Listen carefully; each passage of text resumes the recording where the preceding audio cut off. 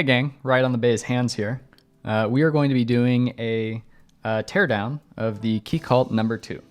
So this is a new 10 keyless keyboard that we are right about to release.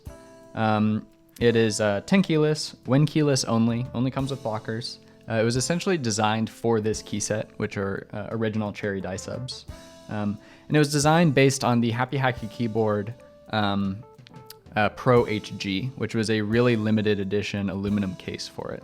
So it has similar kind of subtly angled sides and front.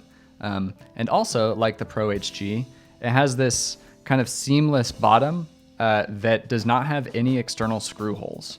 So a lot of the complexity in this case is in order to achieve this sort of base plate design. That's a look at the board, and what we are going to do is take it apart and put it back together. It's a little more complicated than your standard custom keyboard, so I'm going to show you how to take it apart, how to put it back together, how to align the plate properly, and stuff like that. So let's get going. I'm going to grab a few keycaps at the corners of the case, although I actually prefer to use the controls for the bottom, and we're going to use these to align the plate a little bit later. So I'm just going to keep those sort of off to the side.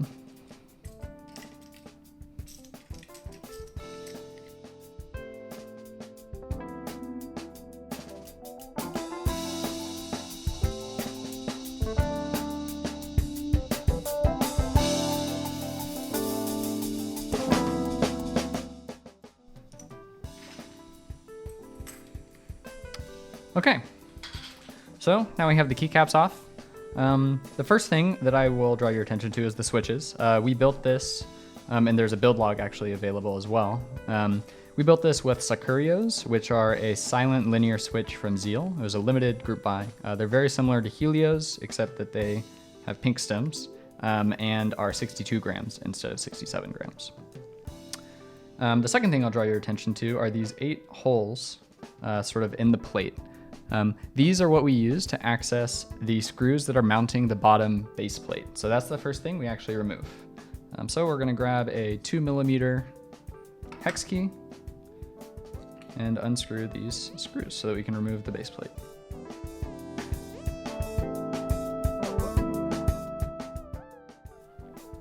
So a ball end hex key is really useful for this because these are sort of deep blind holes.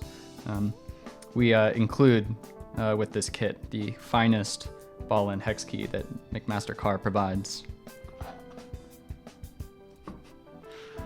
So it just kind of, the base plate just comes straight off. We'll take a look at all of these parts later, sort of once we have the entire case apart.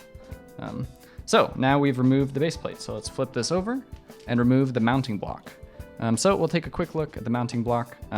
There are 10 screws that attach the mounting block to the case top, and that is what sandwiches the plate.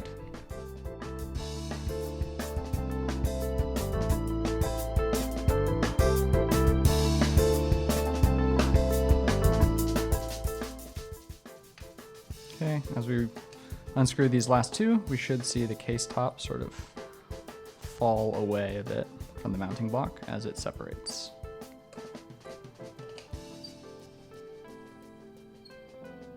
There we go, so that just fell away. So now the mounting block is separate from the case top. So I'm going to grab it, flip it upside down, sort of being careful to not let everything fall out. There are screws in these holes, so we're gonna sort of carefully flip it so that we keep them sort of collected.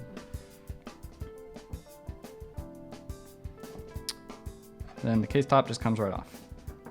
So not all of these screws fell out, so I'm just gonna kind of push them through the mounting block, and we'll grab them in a second.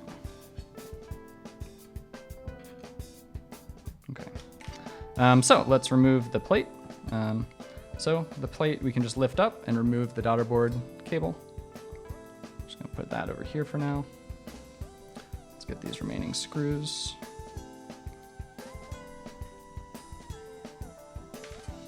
All right, so that's all the screws that mount the mounting block to the case top. So I'm just gonna put these off to the side for now. There are 10 of them. Okay, so now we have our mounting block. Let's go ahead and get these screws out. These 8 screws are what mounted the mounting block to the base plate. So I'm just gonna flip this and let those fall out. And there are 8 of them. Make sure we have all 8. And it looks like we do here.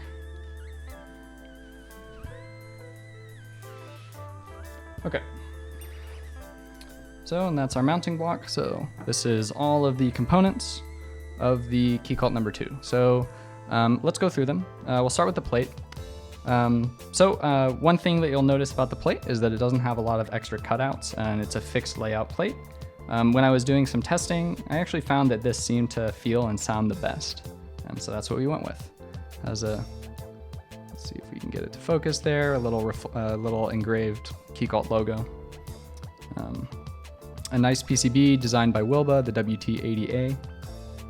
That is also VIA compatible, which if you haven't used is a really nice way of sort of doing on-the-fly programming for your board. So that's the plate. Let's look at the mounting block. So the mounting block has 8 of our 16 total gaskets, and the daughter board screws in here, has this channel for this cable so that it doesn't interfere with the PCB. On the back, these grooves just allow the base plate to slot in, kind of helps with alignment. It also helps keep the base plate from warping because it's such a thin piece of metal. So that's our mounting block. Case top. So case top, this is one of the more expensive parts to produce because it's so tall. You have a lot of material removal that has to happen here. We also have 8 gaskets on the inside, as well as 2 of the feet are on this part. The other 2 feet are on the back of the base plate. All of the gaskets and the feet are made out of Poron, which is a polyurethane foam that was designed explicitly for vibration damping. So that's our case top. And then our base plate, which, as I mentioned, is a pretty thin piece of metal. Has 2 of the other feet, laser engraved logo so that we can have some nice contrast with the red there. And with the alternative base plate we have is a mirror polished stainless steel that also looks really nice with the laser engraved logo. And that's it. That's all of the parts for the Keycult number 2. So the next step is to put it all back together again. So I'm gonna move this out of the way, put this in the middle.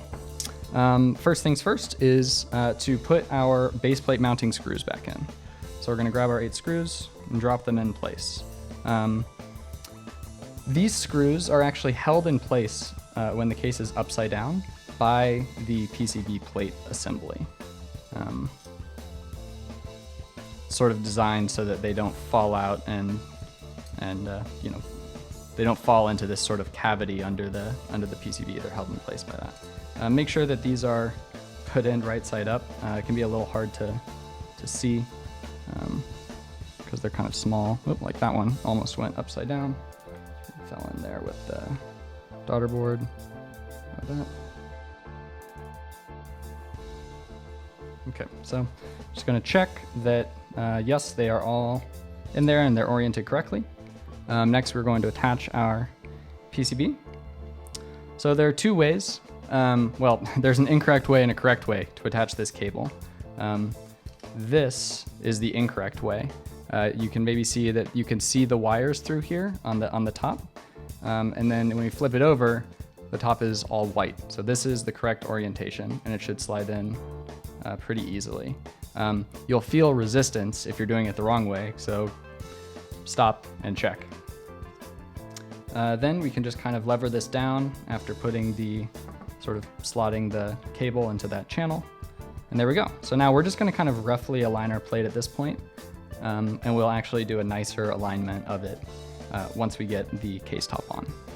So here we have the mounting block and our plate. Now we're going to sandwich it, sandwich the plate PCB between the mounting block and the case top. So this just kind of goes on top. You have to kind of reach around, grab the mounting block, and kind of grab it, squeeze it with your hand so that it sits, so that it's held together. Then I'm going to flip it upside down. There.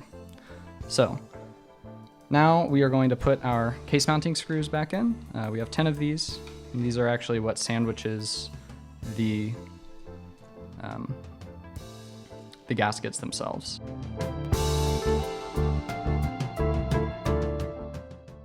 so the first thing we are going to do is we are just going to kind of thread these in. Not very much, definitely not all of the way. We're just going to thread them in just to the point where they begin compressing the gaskets, and then we're going to flip this over and we're going to align our plate before we have it fully clamped. Otherwise, it's going to be impossible to move the plate. There's going to be too much friction. So we are going to go just until we start feeling resistance from, oh, you know what? I realized I forgot to do this. You actually, in order to thread it, you have to press down a little bit when you have switches installed. Otherwise, the screw doesn't go through and meet the threads on the other side. So I'm just starting to feel resistance and I'm stopping.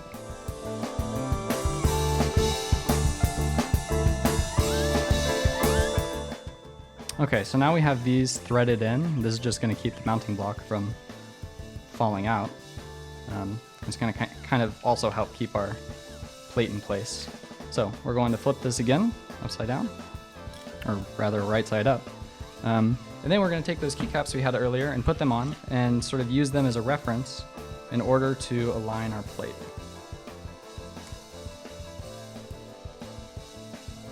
Okay, so already we can kind of see there's too much space on the side of these. So you can kind of sometimes just shift it by grabbing one of the switches and moving it slightly. If you have something like this is a little pick that comes from an iFixit case kit. You can also use these holes here to kind of more carefully shift it around.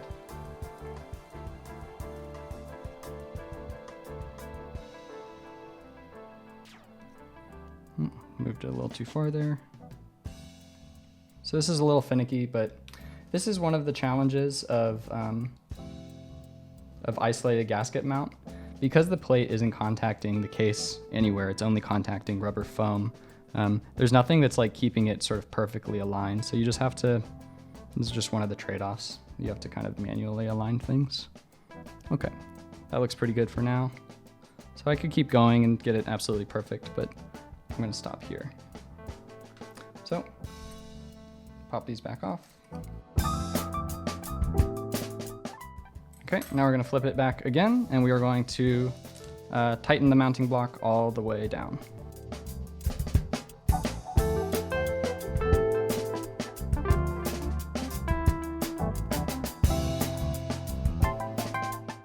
Okay, cool. You can actually see at this point, you can see these little screws through here being held in place by the PCB. So that's what we're gonna do next, is we are going to attach our base plate. So let's bring our base plate over here. And then this just slots down on it like that, and kind of slots into place. Make sure it's aligned. And then we go through using our 2mm hex key and tighten the base plate screws through these holes. So it's really important that you don't over tighten these screws especially. They're small and they're small and they don't thread that far. So you really want to make sure you're not over tightening them and potentially stripping the threads in the base plate.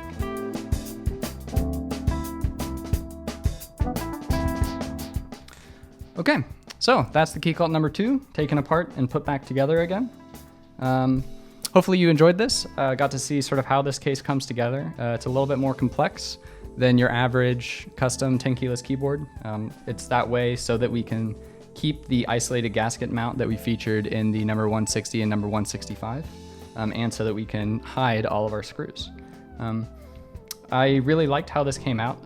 It's a little bit more difficult to build than the average case, but I think that the trade-off is a good one.